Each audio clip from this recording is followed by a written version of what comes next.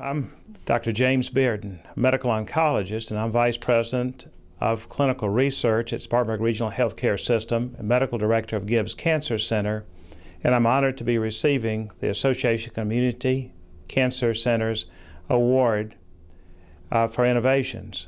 Our innovation was changing the paradigm of delivering cancer care for survivors in the community.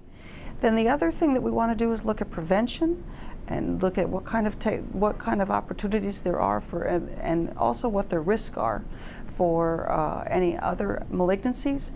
And when you think about it, when someone's went through treatment for a year and they've been doing all of these things with their treatment, they've been cancer-centric in a way, and they've been doing a number of appointments related to that. So they often have not seen their primary care doctor since that time. They might have missed a test for something that might be for screening.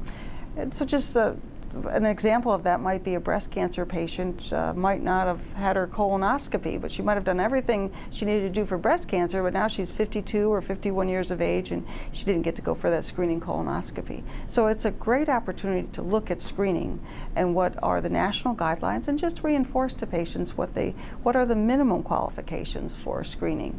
And then also to really look at inside look at what their lifestyles and habits are, and provide them time to discuss this so that they feel empowered on what their plan is going to be after they come to that survivorship visit.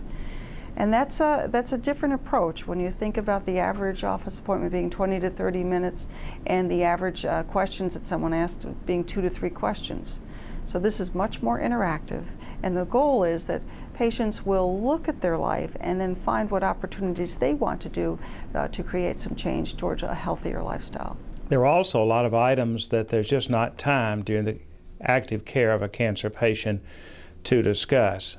In other words, the long-term neurocognitive effects, the possible sexual dysfunction, the returning to the workforce, a change in focus from just thinking about one appointment to the next to getting back in the mainstream of life and again becoming a more productive member of society, which all of our cancer care survivors strive and want to do, as well as reintegrating with their family.